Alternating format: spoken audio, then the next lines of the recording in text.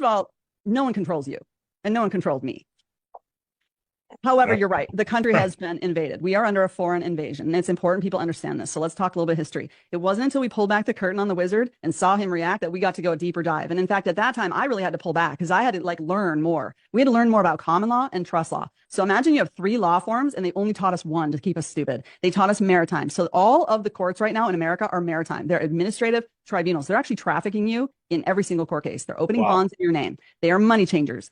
Okay, so let's talk basic history. I'm gonna go fast on this. 1776, we signed our Declaration of Independence, but only 7 years after that, that's when the deep state came in and they formed the District of Columbia right next door, because every time you run in a republic, bringing God's kingdom, the devil has to roll in a counterfeit to confuse the people.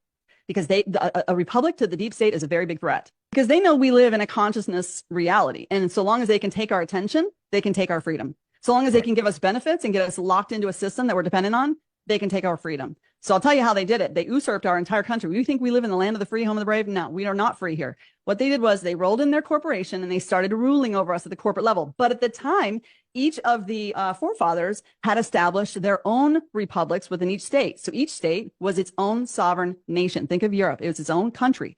Each state had its own constitution and its own republic. The constitution was the trust indenture. It's the rules by which the public officials, the public servants, the trustees have to uphold the rules and obligations of the Constitution. But what happened in 1871 is that they rolled in, because all wars are banker wars, so it's all controlled by the 1% global elite. They funded both sides of the war and they created a civil war. And during that time, they bullied out all of our members of our republics and all of the 35 states that had formed republics at the time in 1871.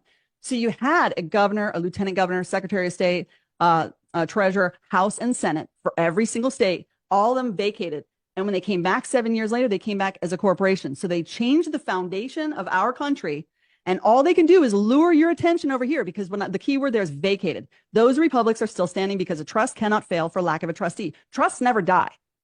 That's why when Trump restored the republic at the national level, now remember, we only formed a union to protect against foreign invasion.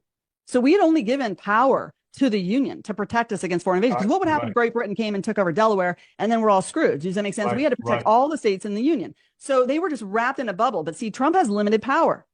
Even if he restored the republic, he's limited power. So what I want everyone to realize is that you're now looking at 2 governments. You have 2 governments running. You have a de facto, which means fake, non-fact, de facto, devoid of fact, fake, phony, false corporatocracy running your government. They're not even your government. They're just luring your attention. You never had a vote, guys.